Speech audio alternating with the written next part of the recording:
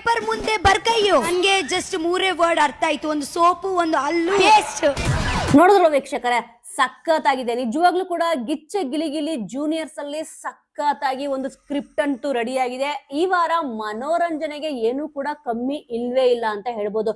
ಅದರಲ್ಲೂ ಕೂಡ ಇದಕ್ಕೆ ಕ್ಯಾಪ್ಷನ್ ಏನಂತ ಕೊಟ್ಟಿದ್ದಾರೆ ಅಂತಂದ್ರೆ, ಅಯ್ಯಯ್ಯೋ ಇಲ್ಲೇನಾಗ್ತಿದೆ ಅಂತಂದ್ಬಿಟ್ಟು ಕೇಳ್ತಿದ್ದಾರೆ. ಅದ್ರಲ್ಲೂ ಕೂಡ ಈ ವಾರ ಗಿಚ್ಚ ಗಿಲಿಗಿಲಿಯಲ್ಲಿ ಏನಾಗುತ್ತೆ ಅಂತಂದ್ಬಿಟ್ಟು ನೋಡ್ಬೇಕಿದೆ. ಏನಕ್ಕೆ ಅಂತಂದ್ರೆ ಅಷ್ಟು ಮನೋರಂಜನೆ ಇಲ್ಲಿ. ನಕ್ಕಿ ನಕ್ಕಿ ಹೊಟ್ಟೆ ಹುಣ್ಣಾಗದಂತೂ ಖಂಡಿತ ಅಂತ ಗೊತ್ತಾಗ್ತದೆ. ಯಾಕಂದ್ರೆ ಮಲ್ಲಮ್ಮ ಅವರು, ರಕ್ಷಿತ್ ಅವರು ಈ ವಾರ ಗಿಚ್ಚಿ ಗಿಲಿಗಿಲಿಗೆ ಎಂಟ್ರಿ ಕೂಡ ಕೊಟ್ಟಿದ್ದಾರೆ. ಅದರಲ್ಲೂ ಕೂಡ ಬಿಗ್ ಬಾಸ್ ಮನೆಯಲ್ಲಿ ಇರ್ಬೇಕಾದ್ರೆ ಈ ಒಂದು ಕಾಂಬಿನೇಷನ್ ಸಖತ್ತಾಗಿ ವರ್ಕ್ ಆಗಿತ್ತು. ಯಾಕಂದ್ರೆ ರಕ್ಷಿತ್ ಅವ್ರನ್ನ ಎಲ್ರು ಕೂಡ ಬಿಗ್ ಬಾಸ್ ಮನೆಯಲ್ಲಿ ಇರೋರು ಇಷ್ಟ ಪಡ್ತಿದ್ರು. ಅದರಲ್ಲೂ ಮಲ್ಲಮ್ಮ ಅವರಂತೂ ಸಖತ್ ಇಷ್ಟ ಪಡ್ತಿದ್ರು.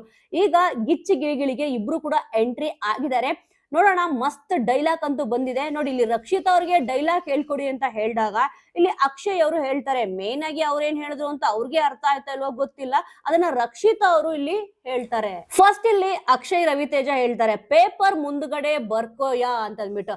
ಅದನ್ನ ಇಲ್ಲಿ ರಕ್ಷಿತ್ ಅವರು ಸಖತ್ತಾಗಿ ಹೇಳ್ತಾರೆ. ರಕ್ಷಿತ್ ಅವ್ರು ಮಾತಾಡ್ತಾನೆ ಅಷ್ಟು ಸಖತ್ತಾಗಿರುತ್ತೆ. ರಕ್ಷಿತ್ ಅವರು ಈ ತರ ಮಾತಾಡೋದು ಕೆಲವೊಬ್ರಿಗೆ ಇಷ್ಟ ಆಗುತ್ತೆ, ಕೆಲವೊಬ್ರಿಗೆ ಇಷ್ಟ ಆಗಲ್ಲ. ಏನು ಮಾಡಕ್ ಆಗಲ್ಲ ಬಿಡಿ. ಬಟ್ ಆದ್ರೆ ಸ್ಕ್ರಿಪ್ಟ್ ಅಲ್ಲಿ ಅಂತೂ ಸಖತ್ ಎಂಟರ್ಟೈನ್ಮೆಂಟ್ ಇದೆ ಅಂತ ಗೊತ್ತಾಗ್ತದೆ.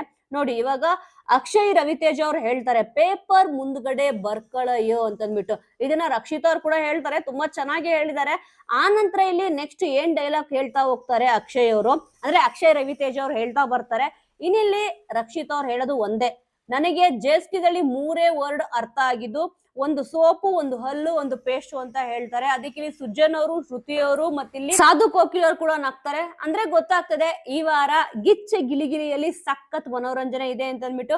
ನೋಡೋಣ, ಪ್ರೋಮೋಗಳಂತೂ ಇವಾಗ ಮಲ್ಲಮ್ಮ ಅವ್ರ ಪ್ರೋಮೋ ಇರ್ಬೋದು, ಮತ್ತಿಲ್ಲಿ ರಕ್ಷಿತ್ ಅವ್ರ ಪ್ರೋಮೋ ಇರ್ಬೋದು, ರಕ್ಷಿತ್ ಅವ್ರ ಇರೋ ಪ್ರೋಮೋ ಇರೋದು ಸಖತ್ತಾಗಿದೆ ಅಂತ ಗೊತ್ತಾಗ್ತದೆ. ಸೊ ವೀಕ್ಷಕರೇ, ಖಂಡಿತವಾಗ್ಲೂ ಈ ಒಂದು ಎಪಿಸೋಡ್ ನ ನೋಡಕ್ಕೆ ಯಾರ್ಯಾರು ಕಾಯ್ತಿದ್ದೀರಾ ಅನ್ನೋದನ್ನ ಮಿಸ್ ಮಾಡದೆ ಕಮೆಂಟ್ ಮೂಲಕ ತಿಳಿಸಿ. ಮುಂದಿನ ವಿಡಿಯೋದೊಂದಿಗೆ ಮತ್ತೆ ಸಿಗೋಣ.